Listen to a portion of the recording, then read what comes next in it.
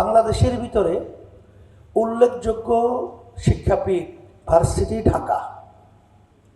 সেখানে আপনারা দেখেছেন কিছুদিন আগে ঢাবি ছাত্রদের নির্বাচন হয়েছে। ভিসি কত বড় একটা উঁচু সম্মানিত পদের দায়িত্বে পালন করে, সেখানে একটা ছাত্র একটা সংগঠনের ছাত্র দলের সভাপতি, সেই এত বড় সম্মানিত ব্যক্তির সামনে তার আচরণটা, এটা কি বাংলাদেশের কোনো মানুষ এটাকে গ্রহণ করবে ভালো হিসাবে, না খারাপ বলবে? তাহলে বোঝা গেল যে ওর শিক্ষাটা আসলে এমন শিক্ষায় শিক্ষিত হয়েছে যে এই শিক্ষার মাধ্যমে কোন জায়গায় কি আচরণ করতে হয়, ব্যবহার করতে হয়, এটা ওকে শেখানো হয় নাই।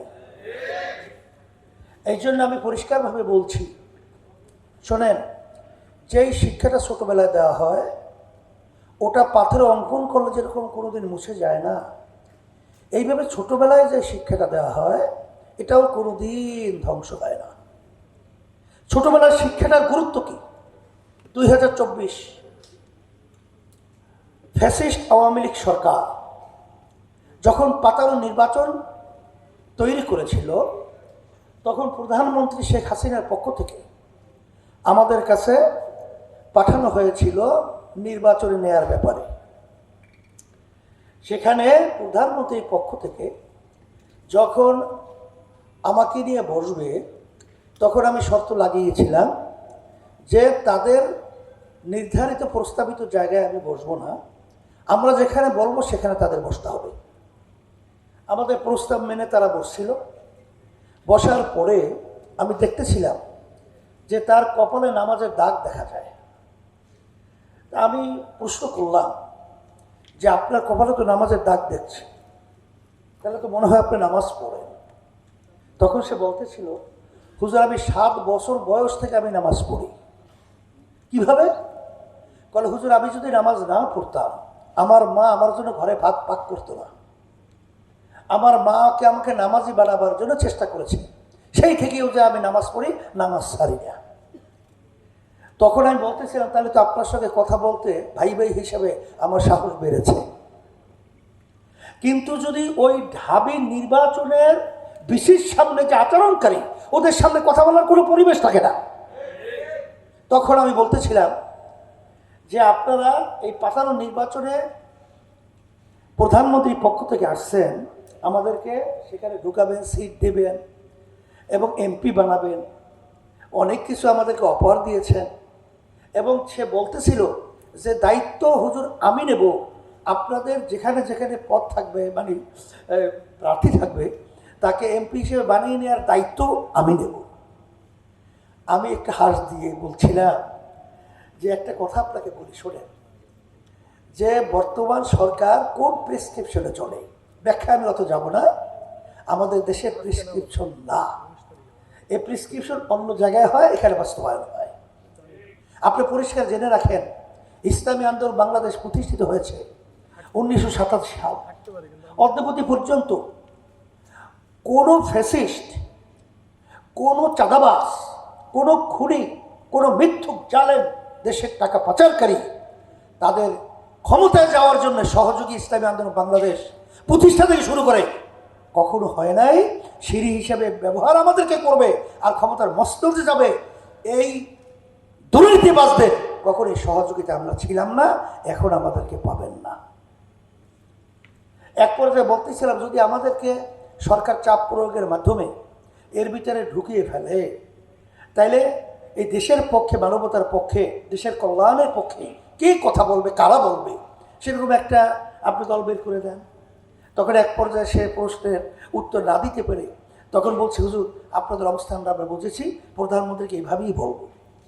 আলহামদুলিল্লাহ এরপর থেকে খুব একটা ডিস্টার্ব করে নেই, আমরা আল্লাহ মোটামুটি নিরিবিলি থাকছিলাম। তা যেই কথা আমি বলছিলাম, আমাদের সম্মানিত আহমদ আব্দুল কাদের বাচ্চু ভাই, আমাদের জালাল ভাই, আমাদের সম্মানিত মহাসচিব এবং আমাদের মাদানী সাহেব হুজুর সহ যে গুরুত্বপূর্ণ আলোচনা রেখেছেন, বাস্তবতা হলো এতটুকুই। আমরা কতদিন জেলে থাকবো, কতদিন আমরা দাবি তুলব, আসলে বাস্তবতা হলো এই 5ই আগস্টের পরে 2024 এখন ইসলামের পক্ষে একটা মাঠ কিন্তু তৈরি হয়েছে। আসলে মূল জায়গায় যদি না থাকা হয়, তাহলে এখানে আমরা চিল্লাচিল্লি করতে পারবো, জেলে যেতে পারবো, আমরা শাপলা চত্বর ঘটাতে পারবো, কিন্তু ওদের কাজ ওরা করেই যাবে। এর জন্য আলহামদুলিল্লাহ আমি সকলকে আহ্বান জানাবো, আসেন যে আজকে দুঃখ যে আজকে গানের শিক্ষক নিয়োগ দেওয়া হবে, আজকে স্কুলগুলো খালি হচ্ছে, আর আজকে বাংলাদেশের মানুষগুলো তাদের সন্তানদেরকে প্রাথমিক স্কুলে তারা পড়ানোর জন্য তারা তৈরি না। দিন আর দিন আমাদের বাড়ির সামনে প্রাইমারি স্কুল, ছাত্র নাই,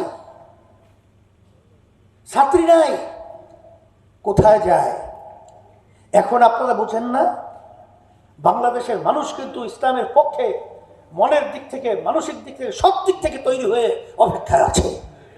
আমরা যারা নেতৃত্ব দিচ্ছি, যদি আজকে আমরা তাদেরকে সঠিক পথে পরিচালনা করতে ব্যর্থ হই, ভবিষ্যৎ প্রজন্ম আমাদের যখন ইতিহাস রচনা করবে, তখন আমাদের ব্যাপারে কলঙ্ক, ধিক্কার জানিয়ে ইতিহাস রচনা করবে। এই জন্য আমরা 53 বছর দেখেছি, বহু সরকারের পরিচালনা আমরা দেখেছি, আমরা মূল্যবোধের সরকার ইসলামের দেখেছি, কিন্তু আসলে তারা শরিয়া আইনে বিশ্বাসী না, এবং তারা ইসলামী পন্থা উত্থান তারা সহ্য করতে পারছে না, এবং তারা কিন্তু বাংলাদেশের ভিতরে এই মৌলবাদীদের অভয়ারণ এরা তারা সহ্য করতে পারছে না। আজকে আমাদের ভিতরে চিন্তার ভাবনা থাকতে পারে, কিন্তু আমি পরিষ্কার বলবো, কখনোই পরগাছা হয়ে মূল গাছের ভূমিকা পালন করা যায় না। এখন কিন্তু গাছ হওয়ার মতো পরিবেশ তৈরি হয়েছে। আমি সকলকে আহ্বান জানাচ্ছি, আর বর্তমান অন্তর্বর্তীকালীন সরকারকে আমি পরিষ্কারভাবে বলবো, আপনারা কিন্তু বাংলাদেশের জনগণের ভোটে নির্বাচিত সরকার নয়। আপনারা ওখানে বসেছেন, আমি প্রথম দিন ডক্টর ইউনূস সাহেবকে বলেছি যে আপনি যদি দেশ সুন্দর পরিচালনা করতে হয়, তাহলে আপনার বিশেষ করে লক্ষ্য রাখতে হবে যে দেশের মধ্যে শতকরা 92 জনের মধ্যে মুসলমান বসবাস করে, আর এই মুসলমানদের নেতৃত্ব কিন্তু আসলে বাস্তবতা হলো সম্মানিত উলামায়ে কেরাম। আপনি কথা বলার ব্যাপারে, তাদের ব্যাপারে সতর্ক অবস্থায় কথা বলবেন। প্রথম যেদিন আমার সঙ্গে দেখা হয়েছে সেদিনকে কিন্তু আমি কথাগুলো বলেছি। সেই হিসাবে আমি অন্তর্বর্তী সরকারকে বলবো যে পরিষ্কারভাবে আমরা বলছি, ধর্মীয় শিক্ষা ছোটবেলায় আমরা যখন পড়ছিলাম তখন হিন্দুদের শিক্ষক ছিল, আমার মুসলমানদের বাচ্চাদেরকে শিক্ষা দেওয়ার জন্য শিক্ষক ছিল, আমরা পড়েছি, আমরা দেখেছি। কিন্তু আপনি গানের শিক্ষক নিয়োগ দিবেন, কি শিক্ষা, কি করতে চান? এই টাকা তো আমরা কামাই করে ওখানে পাঠাই, আর সেই টাকা নিয়ে আমাদের বাচ্চাদেরকে বেয়াদব বানাবেন, উচ্ছৃঙ্খল বানাবেন, চরিত্রহীন বানাবেন। এটা কখনোই আমরা সহ্য করবো না। এ প্রতিবাদ করতে হবে, এবং প্রাথমিক শিক্ষায় আমাদের ধর্মীয় শিক্ষক নিয়োগ দিতে হবে। এটা যদি আপনারা ব্যতিক্রম করেন, তাহলে আমাদের বাংলাদেশের জনগণ ইসলাম প্রেমিক, ধর্মপ্রেমিক সবাইকে রাস্তা জানতে বাধ্য হব। কথা পরিষ্কার।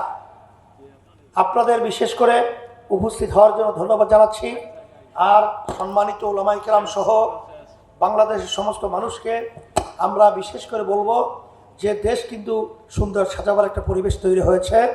আমরা যেন এই সুন্দর পরিবেশকে আমাদের অবহেলায় নষ্ট না হয়, এই উদাত্ত আহ্বান জানাচ্ছি। সাংবাদিক বন্ধুদেরকে আমি বলবো যে আপনারা যেহেতু এই দেশে বসবাস করেন, এই দেশের সন্তান, আমরা যেন আর ফ্যাসিস্ট এবং চাঁদাবাজ এবং যারা নাকি বিদেশে পাচার করে লক্ষ লক্ষ মানুষদেরকে মিথ্যা কেসের মাধ্যমে তাদের সংসার বিলীন করে, এরা যেন আর ক্ষমতায় আসতে না পারে।